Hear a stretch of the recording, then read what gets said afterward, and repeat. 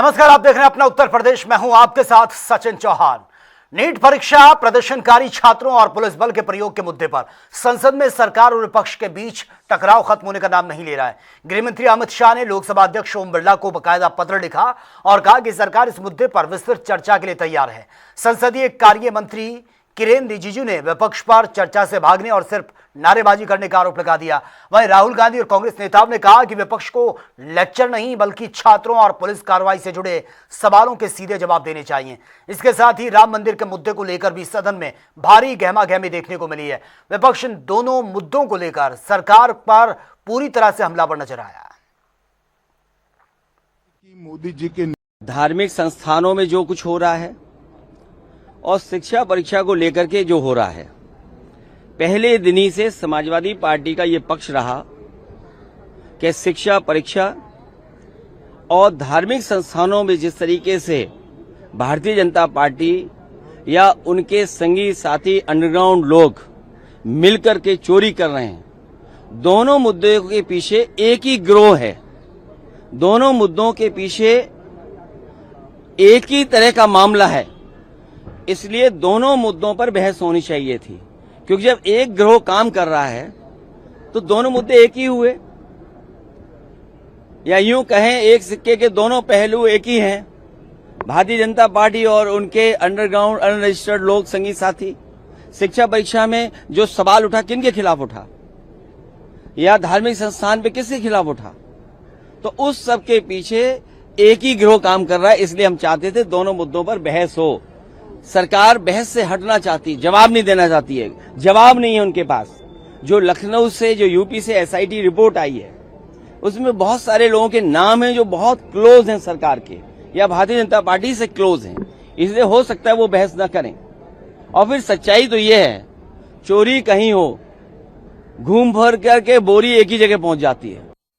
मुझे नहीं लगता है कि इस गवर्नमेंट में कोई भी ह्यूमिलिटी नाम की चीज है, सेंसिटिविटी नाम की चीज है और सेंसिबिलिटी नाम की चीज है। मतलब कि आप किस चीज का वेट कर रहे हैं, आप विपक्ष का क्यों वेट कर रहे हैं? क्या आपका उत्तरदायित्व नहीं बनता है कि आके हाउस में आप अपने बोले कि जिस तरह बर्बरता बरती गई 20 तारीख को, तो हम एक्सपेक्ट कर रहे थे कि वो आए अपना स्टेटमेंट। देखिए, अगर डिस्कशन के लिए तैयार हैं तो सदन में तो दिख नहीं रहे हैं, अभी भी नहीं दिख रहे हैं। वो आ जाते तो शायद हम उनकी बात सुन लेते, पर वो पहले ही अटेंशन चाह रहे हैं। ऐसा तो नहीं चलता है। इतने दिनों से लगातार विपक्ष की मांग है। दो हमारे मेन मुद्दे हैं। पहले नीट का जो आंदोलन हुआ 20 तारीख को, जिस तरीके से बर्बरता हुई, उस पर अब तक कोई जवाब नहीं आया है। उसके बाद चंदा चोरी का एक मुद्दा है, लेकिन वो आए तो पहले बाहर से बाहर ही आप लोगों के माध्यम से सवाल पूछवा रहे हैं और कहलवा रहे हैं, लेकिन अंदर तो प्रकट नहीं हो पा रहे हैं। तो वो आ जाएं अगर सदन में, तो मुझे उम्मीद है कि पूरा विपक्ष उनको देखकर उनकी बात सुनने के लिए तैयार भी होगा। लेकिन शर्त तो ये है कि वो पहले पहुंचे। पहले से पहले कह रहे हैं कि मैं आने को तैयार हूं। तैयार हैं तो आ जाइए, कितनी दूर है। वैसे भी होम मिनिस्टर हैं, वो 17 दिन से नहीं आए हैं, 17-18 दिन से। आना भी चाहिए। तो ये सिर्फ गुमराह करने की एक टैक्टिक है। हम सबको उलझाया जा रहा है, पागल बनाया जा रहा है देश की जनता, लेकिन अब पागल नहीं बनेगी। अब आखिरी दिन आज वो कह रहे हैं कि 3 बजे से वो आने को तैयार है, लेकिन फिर भी नहीं आए हैं। दूसरे ही मंत्रियों के द्वारा कहलाया जा रहा है, तो उनकी कौन सी बात पे यकीन किया जाए। देखिए, जैसे अभी माननीय अध्यक्ष जी ने, राष्ट्रीय अध्यक्ष अखिलेश यादव जी ने कहा कि हम जो है चर्चा दोनों उस पे चाहते हैं। एक उस पे नहीं, सरकार चाहती है विपक्ष को बांटने का काम करना चाहती है और एक मुद्दे पर चर्चा करना चाहती है। और जो दूसरा विषय है चंदा चोरी वाला, उस पर डिस्कशन करने से बचना चाहती है। और राष्ट्रीय अध्यक्ष जी चाहते हैं कि दोनों विषयों पर चर्चा हो, तो हम लोग तैयार हैं। लेकिन इसलिए उनकी नीयत साफ नहीं है। इसी कारण इस वजह से मांग करी, लेकिन सरकार ने नहीं सुनी और उसके लिए फिर स्थगित कर दिया। जो कि हमें यही उम्मीद लग रही थी कि यही होना है। सिर्फ दिखाने के लिए बात की जा रही है कि बयान होगा, लेकिन चर्चा से भागने के लिए सरकार ने इसको स्थगित करा। ये जो सदन है, ये नियमावली से चलता है, भारत के संविधान से चलता है, स्पीकर और चेयरमैन के निर्देश पर चलता है। शायद अमित शाह जी को किसी ने बताया नहीं कि 2 दिन चर्चा हो चुकी इस पर, और 2 दिन चर्चा होने के बाद इसका जवाब भी आ चुका है। तो उस समय कहाँ थे वो? अब अगर कुछ जोड़ना चाहते तो स्टेटमेंट अपना दें। दूसरी बात उनकी जानकारी के लिए मैं कह दूं कि आज भी मेरी नोटिस चंदा चोरी और चढ़ावा पे नियम 267 राज्यसभा के लगी हुई, उसमें ये साफ लिखा है कि सदन की कार्रवाई रोककर सब कुछ चर्चा कराए। हमारे साथियों की भी इक्विवेलेंट लगी है लोकसभा में, तो उस पर चर्चा कराए ना। नोटिस तो दे चुके, नोटिस गृह मंत्रालय में थोड़ा देना है हमको तो स्पीकर और चेयरमैन को देना है, हम दे चुके।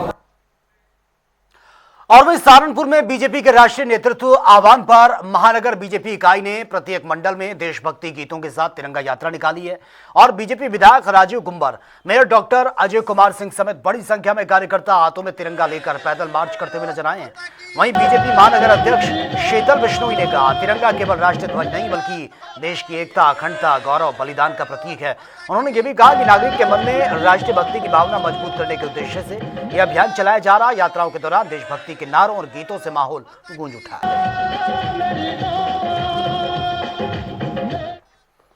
और वहीं झांसी के सीपरी बाजार की सब्जी मंडी के दुकानदारों ने दुकानें हटाए जाने के विरोध में प्रदर्शन किया है। बड़ी संख्या में पटरी दुकानदार कचहरी चौराहे के पास इकट्ठा हुए पैदल मार्च करते हुए जिलाधिकारी कार्यालय पहुंचे हैं। दुकानदारों ने जिलाधिकारी को ज्ञापन सौंपकर मांग की है कि पुरानी सब्जी मंडी में दुकानें लगाने की परमिशन दी जाए और वहां से न हटाया जाए। दुकानदारों ने यह भी कहा कि सब्जी की दुकानें ही उनकी आजीविका का मुख्य साधन है।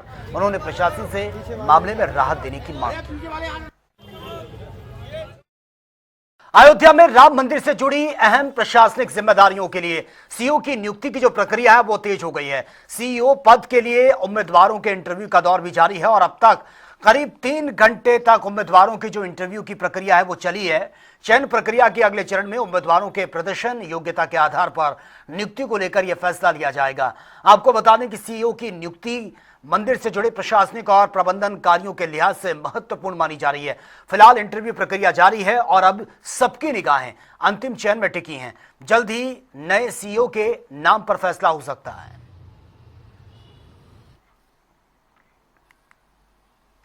और बीजेपी सांसद दिनेश शर्मा ने एफसीआरए बिल को जेपीसी के पास भेजे जाने का समर्थन किया। उन्होंने कहा कि सरकार चाहती है कि सदन निर्बाध गति से चले और बिल का उद्देश्य धन का उपयोग जो है सकारात्मक और राष्ट्र हित में सुनिश्चित करना है। दिनेश शर्मा ने यह भी कहा कि जेपीसी में चर्चा के बाद बिल पर जल्दी फैसला होगा और इसे जल्द लागू भी कर दिया जाएगा। देखिए, सरकार की जो मंशा है कि सदन निर्बाध गति से चले, इसके कानून जनहित के काम आवे और सरकार ने यही सारी चीजों को करने के लिए ये जो एफसीआरए बिल है उसको लाने का काम किया है। और उसमें जो प्रावधान हैं उनमें विदेशी धन आए इस पर रोक नहीं है। केवल धन का उपयोग एक सकारात्मक दृष्टि से हो और जो राष्ट्रहित से समझौता करने वाला ना हो, इन बिंदुओं को लेकर उसमें वो सारी चीजें रखी गई। विपक्ष ने मांग की और सरकार ने भी सोचा कि सरकार यहाँ पर निर्बाध गति से हमारा सदन चले, तो मैं समझता हूँ कि जेपीसी में जाएगा, जल्दी निर्णय होगा। लेकिन जब भी निर्णय होगा ये लागू होगा। सर, दूसरी तरफ इस बिल को लेकर भी जिस तरीके से अपोज मतलब अखिलेश यादव, देखिए, ये विपक्ष के लोग यहाँ पर अब जैसे पहले होता था कि लोग विरोध करते थे सकारात्मक और विरोध के साथ सुझाव देते थे, लेकिन आज का विपक्ष जो है वो सुझावों से कोसों दूर है, अफवाह फैलाने में माहिर है। जैसे आज राज्यसभा में कि आज एजेंडा था केरल पे आ रहा था, अब केरल के नाम के का जो मलयालम भाषा का नाम है वो आए, उससे पहले ये कम्युनिस्ट पार्टी के एक सदस्य खड़े हो गए और झूठ आरोप कि उनको उनके वस्त्र पर कहा गया, कह के हल्ला मचाया और भाग गए। सारे के सारे विपक्ष गैर जिम्मेदाराना विपक्ष है। सर, अमित शाह और वह झांसी के पुंछ थाना क्षेत्र में अतीक अहमद के सबसे छोटे बेटे अबान अहमद के सड़क हादसे का वीडियो अब सोशल मीडिया पर वायरल हो रहा है। हादसा एक अन्य कार के डैशबोर्ड कैमरे में यह रिकॉर्ड हुआ है और वायरल वीडियो में तेज रफ्तार क्रेटा कार अचानक से अनियंत्रित होती है और उसके बाद आप देख सकते हैं कि कुछ ही सेकंड में सड़क के डिवाइडर से जोरदार ये टकराती है और टक्कर इतनी जबरदस्त थी कि क्रेटा कई फीट तक हवा में उछलकर सड़क पर जा गिरी है। हादसे के बाद कार का जो अगला हिस्सा था पूरी तरह से डैमेज होता हुआ नजर आ रहा है। वीडियो में हादसे की पूरी घटना बेहद कम समय में घटती हुई ये नजर आ रही है, जिससे कि टक्कर की भयावहता का आप अंदाजा लगा सकते हैं।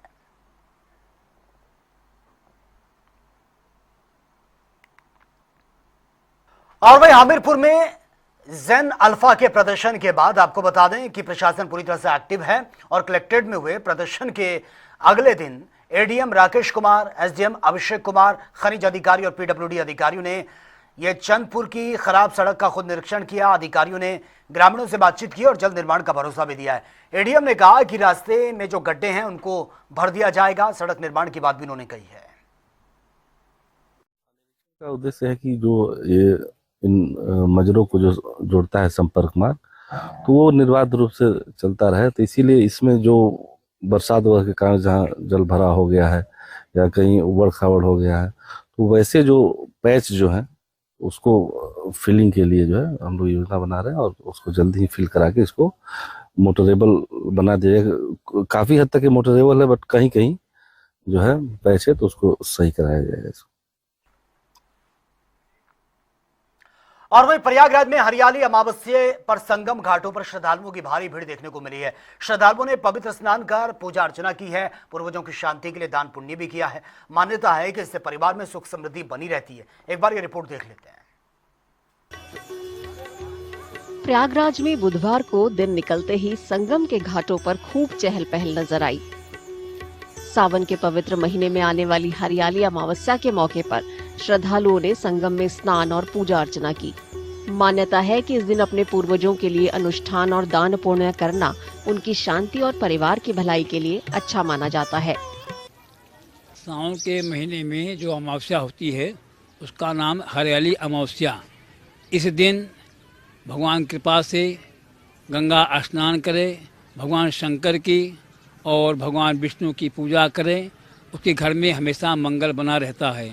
और आग की जो अमावस्या है इसमें पुख नक्षत्र है, इसके जुड़ जाने से प्रजा के हित के लिए है। अतः इसमें सभी को चाहिए अपने पितरों के लिए भी कुछ दान करे, तर्पण इत्यादि करे तो उनका भी कल्याण होता है। सावन मास चल रहा है और आज अमावस्या था, पितरों का दिन है, इस वजह से हम आए हैं, वहाँ से हम लोग आए हैं, हमारे बच्चे आए हैं। हरियाली अमावस्या मानसून के साथ आने वाली हरियाली का भी प्रतीक है। इस साल सावन का महीना 28 अगस्त को खत्म होगा। और वहीं ग्रेटर नोएडा के जेवर एयरपोर्ट पर तेज बारिश के बाद जलभराव की तस्वीरें सामने आई हैं। करीब 29,000 करोड़ की लागत से बने एयरपोर्ट के कंपाउंड पार्किंग में पानी भर गया है। फ्लाइट से उतरने के बाद एक यात्री ने जलभराव का बकायदा वीडियो भी बनाया है, जो सोशल मीडिया पर अब वायरल हो रहा है। वीडियो में पार्किंग क्षेत्र में पानी भरा हुआ साफ तौर पर नजर आ रहा है। एयरपोर्ट कर्मचारी पानी निकालने की कोशिश करते हुए नजर आए। वहीं जलभराव के चलते यात्रियों को भी परेशानी का सामना करना पड़ा है।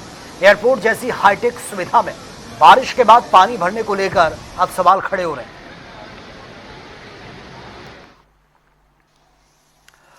उत्तर प्रदेश में विधानसभा चुनाव 2027 का रण अभी दूर है, लेकिन सियासी बिसात जो है वो बिछने लगी है। 403 सीटों वाले यूपी में सत्ता की चाबी केवल मुद्दों से नहीं बल्कि सामाजिक और जातीय समीकरणों से भी तय होती रही है। और एक तरफ बीजेपी अपने पुराने सामाजिक संगठन को मजबूत करने में लगातार जुटी हुई है, तो दूसरी ओर अखिलेश यादव की समाजवादी पार्टी पीडीए यानी कि पिछड़ा, दलित और अल्पसंख्यक समीकरण को और विस्तार देने की कोशिश कर रहे हैं। ऐसे में सवाल यही है कि 2027 में किस जातीय समीकरण का पलड़ा ये भारी पड़ेगा। जानने के लिए देख लेते हैं रिपोर्ट।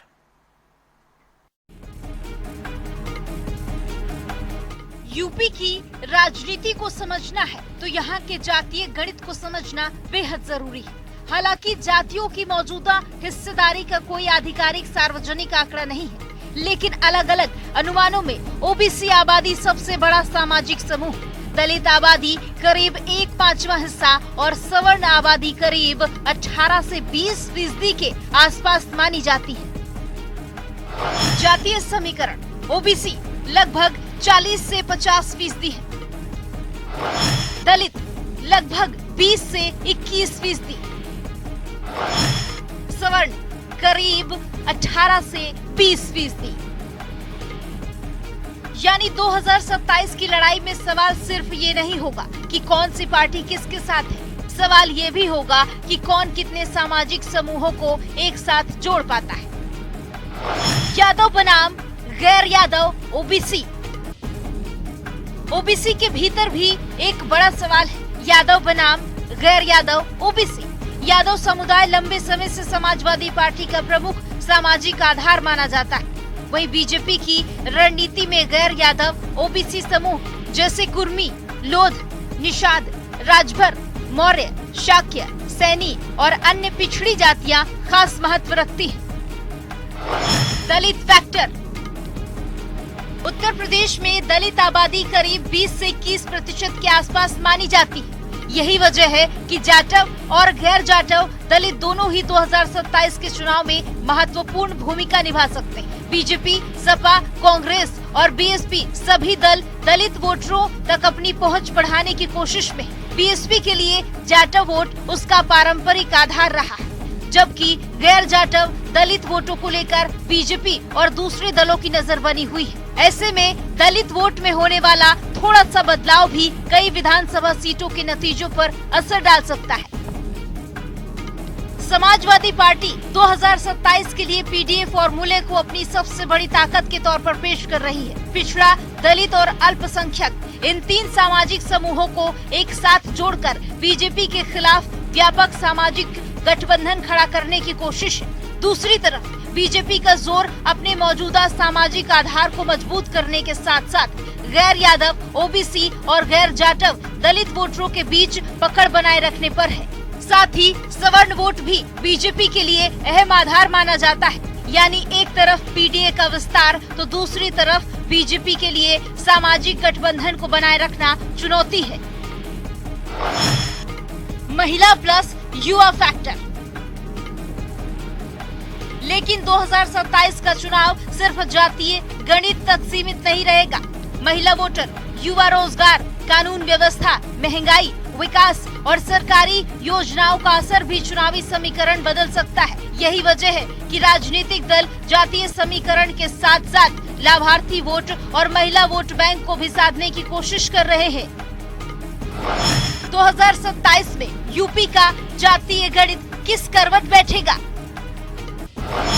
क्या पीडीए का सामाजिक विस्तार बीजेपी के मजबूत सामाजिक गठबंधन को चुनौती देगा?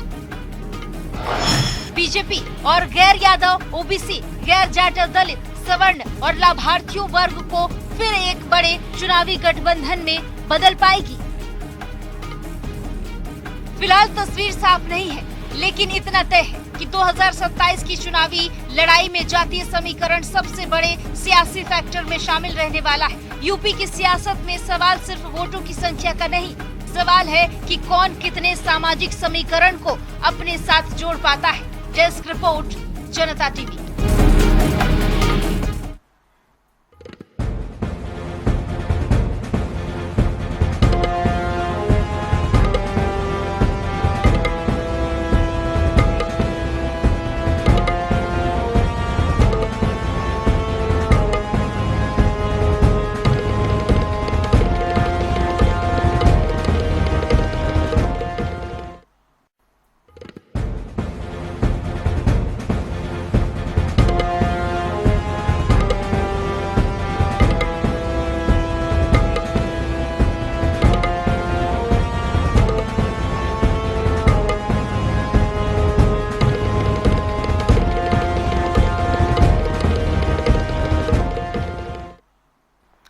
तो चलिए अब बात होगी तमाम खबरों की ताबड़तोड़ अंदाज में। लखनऊ में निकली है तिरंगा यात्रा। तिरंगे के साथ सड़कों पर उतरे हैं लोग। भारत माता के जयकारों से गूंजा पूरा लखनऊ। महापौर सुषमा खरकवाल ने किया हुआ। राम मंदिर के सीईओ पद के लिए इंटरव्यू प्रक्रिया जारी है। पूर्व आईपीएस समेत 10 पूर्व अधिकारी हुए शामिल। राम के प्रति आस्था, प्रशासनिक दक्षता परखी गई। चंदौली में 2 सीएनजी टेम्पो की आमने सामने टक्कर हो गई। हादसे में एक व्यक्ति की मौत की खबर है, 3 लोग गंभीर रूप से घायल। महाराष्ट्र के कारोबारी परिवार ने की आत्महत्या। हादसे के बाद इलाके में फैली है सनसनी। पिता की मौत के बाद मां और बेटे ने जहर खाकर आत्महत्या कर ली है। पुलिस मामले की जांच में जुटी। कानपुर में मजदूर की गहरे पानी में डूबने से मौत। हादसे के बाद पुलिस ने मौके पर पहुंचकर शव को पोस्टमार्टम के लिए भेजा है। जांच कर रही है पुलिस। चंपावत में कार अनियंत्रित होकर गहरी खाई में जा गिरी। हादसे में एक की मौत की खबर है, 3 घायल हैं। मिर्जापुर में अवैध निर्माण पर प्रशासन का बड़ा एक्शन। बिना नक्शा स्वीकृति के बनाए जा रहे 8 मकानों को सीज कर दिया गया। निर्माण कार्य रुकवाकर भवनों पर लगा दी गई सील।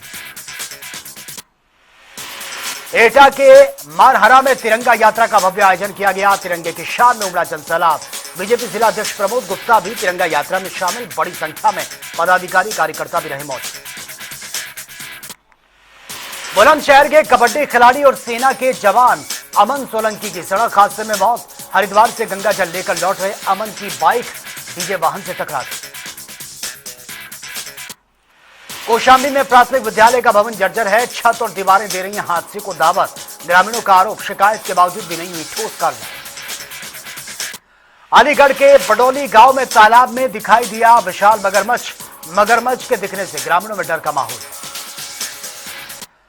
अलीगढ़ में अज्ञात युवती का शव मिलने से हड़कंप। युवती का चेहरा कुचला हुआ मिला है। जांच कर रही है पुलिस। चंपावत में खाई में गिरी एक कार, एक की मौत की खबर, 3 लोग घायल। एक को हार्ट सेंटर रेफर करना पड़ा। पुलिस एसडीआरएफ ने रेस्क्यू कर चारों को खाई से बाहर निकाला। चरित्र पर शक के चलते महिला की हत्या। पति और ससुर ने पूछताछ में कबूल किया अपना अपराध। आरोपियों ने शव को नदी में फेंकने की बात भी एक्सेप्ट की। इटावा पुलिस को बड़ी कामयाबी मिली है। फर्जी कंपनी की आड़ में अनाज कारोबारियों से साइबर ठगी करने वाले अंतर्राज्यीय गिरोह का खुलासा। सरगना समेत 4 गिरफ्तार। कासगंज जिला न्यायालय की कैंटीन में खाद्य सुरक्षा विभाग ने मारा छापा। गंदगी मिलने पर दूध, रसगुल्ले और आटे के सैंपल लिए गए हैं। 10 बोरी आटा और मैदा भी सीज कर दिया गया। शाहजहांपुर के पूर्व जिला पंचायत अध्यक्ष वीरेंद्र पाल सिंह यादव के निधन पर मंत्री सुरेश खन्ना ने दी श्रद्धांजलि। राजनीतिक और सामाजिक जगत की अपूर्णीय क्षति बताया। इलाज के दौरान दिल्ली के एम्स में निधन हुआ। अलीगढ़ एमयू कैंपस में बीए सेकेंड ईयर की छात्रा का कमरे में शव बरामद हुआ। पुलिस ने शव को पोस्टमार्टम के लिए भेजा। मामले में जांच जारी। बागपत के अमीनगर सराय में निकाली गई है तिरंगा यात्रा। सैकड़ों लोग और बड़ी संख्या में मुस्लिम समाज के लोग भी शामिल हुए। कानपुर देहात में दबंगों पर महिला के प्लॉट पर कब्जा करने का आरोप है। पीड़िता ने बाउंड्री तोड़वाकर रास्ता निकालने और मारपीट और दलाली मांगने के भी आरोप ये लगाए हैं। मुख्यमंत्री से लगाई है न्याय की गुहार।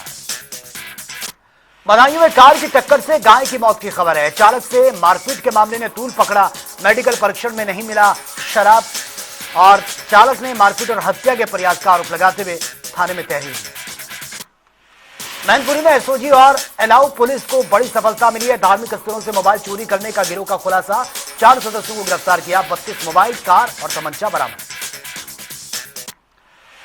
फिरोजाबाद में तिरंगों की खरीद और वितरण को लेकर उठ रहे सवाल। सपा ने खराब गुणवत्ता, कथित भ्रष्टाचार के आरोप लगा दिए। शासन को पत्र भेजकर एफआईआर, उच्च स्तरीय जांच की मांग। बलिया में दलित बसपा नेता की पत्नी की क्लिनिक में पीट कर हत्या। रॉड से वार कर उतार दिया मौत के घाट। पुलिस ने किया घटनास्थल का निरीक्षण, जांच जारी। बदायूं के उगेती क्षेत्र में संदिग्ध परिस्थितियों में पेड़ से लटका मिला युवक का शव। शेर सिंह के रूप में हुई है मृतक की पहचान। जांच कर रही है पुलिस। एसटीएफ ने सोशल मीडिया पर फर्जी प्रोफाइल बनाकर अंतरराष्ट्रीय साइबर फ्रॉड करने वाले गिरोह का खुलासा किया। नाइजीरियाई गिरोह के सदस्यों को दिल्ली से किया गया गिरफ्तार। आरोपी से पासपोर्ट, मोबाइल, इलेक्ट्रॉनिक डिवाइस बरामद। बांदा में जेडीयू ने 16 सूत्रीय मांगों को लेकर जिलाधिकारी को सौंपा है ज्ञापन। रानी दुर्गावती मेडिकल कॉलेज में भ्रष्टाचार, मरीजों के शोषण, अव्यवस्थाओं को लेकर आरोप भी लगाए। सुधार नहीं होने पर बड़े आंदोलन की चेतावनी। बरेली के मीरगंज में निकली है भव्य तिरंगा यात्रा। विधायक, ब्लॉक प्रमुख, एसडीएम, सीओ समेत अधिकारी और बड़ी संख्या में लोगों ने बढ़ चढ़कर हिस्सा लिया। भारत माता की जय, वंदे मातरम के गूंजे नारे। हर घर तिरंगा अभियान के तहत हाथरस में भव्य तिरंगा महोत्सव का आयोजन किया गया। वंदे मातरम गायन से गूंज उठा पूरा परिसर। एटा में डीएम अरविंद सिंह के नेतृत्व में निकली है भव्य तिरंगा यात्रा। कलेक्ट्रेट से शुरू यात्रा में अधिकारी, कर्मचारी, शिक्षा विभाग, ट्रैफिक पुलिस और स्काउट गाइड हुए शामिल। हाथों में तिरंगा लेकर लोगों ने भारत माता के जयकारे लगाए। कानपुर देहात के रसूलाबाद में स्वतंत्रता दिवस से पहले निकाली गई है भव्य तिरंगा यात्रा। सभी समुदाय के लोग, स्कूली बच्चे, संत, अधिकारी शामिल। तिरंगा यात्रा ने एकता, भाईचारे का संदेश दिया है। कासगंज के पटियाली गंगा का जलस्तर बढ़ने से दर्जनों गांव प्रभावित हैं। खेत जलमग्न हैं। पुलिया क्षतिग्रस्त हो गई। रास्ता बंद होने से ग्रामीण परेशान, नाव से आवाजाही करने को मजबूर है। तो फिलहाल इस बुलेटिन में मेरे साथ इतना ही। तमाम खबरों के लिए आप बने रहिए जनता टीवी के साथ। नमस्कार।